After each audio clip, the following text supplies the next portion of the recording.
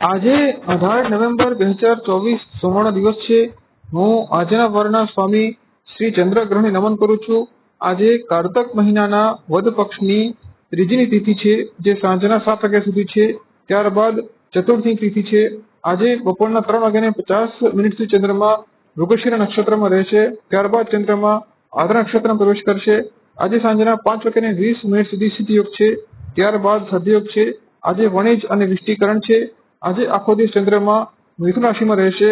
આજે ચતુર્થી વ્રત છે અને આજે આખો દિવસ સરવાળ સિદ્ધ યોગ છે। આજે અભિજીત મુહૂર્તનો સમય સવારના 11:30 થી બપોરના 12:30 સુધીનો હતો। કોઈ પણ નવું અને શુભ કાર્ય આ અભિજીત મુહૂર્તમાં કરવું જોઈએ। આજે રાહુકાળનો સમય સવારના 7:30 થી સવા 9 વાગ્યા સુધીનો હતો। કોઈ પણ નવું કાર્ય આ રાહુકાળમાં કરવું જોઈએ નહીં। આજે દિશાશુલ પૂર્વ અને ઈશાન દિશાની તરફ હતો। કોઈ પણ એની યાત્રા આ દિશામાં પ્રારંભ કરવી જોઈએ નહીં અને જો યાત્રા આવશ્યક હોય તો સોમવારે દૂધ પીને યાત્રા કરવી જોઈએ। આજે સોમવાર છે અને સોમવાર એક મૃદુ ગ્રહ ચંદ્ર દર્શન કરવામાં આવે છે અને આજે આખો દિવસ ચંદ્રમાં મૃગશિરા નક્ષત્રમાં રહેવાના છે।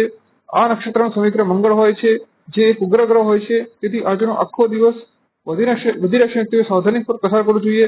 ખાસ કરીને મંગળ ગ્રહના શત્રુ ગ્રહ, શનિ ગ્રહની રાશિ મકર અને કુંભ અને બુધ ગ્રહની રાશિ મિથુન અને કન્યા રાશિ વ્યક્તિઓ સાવધાન હોવું જોઈએ।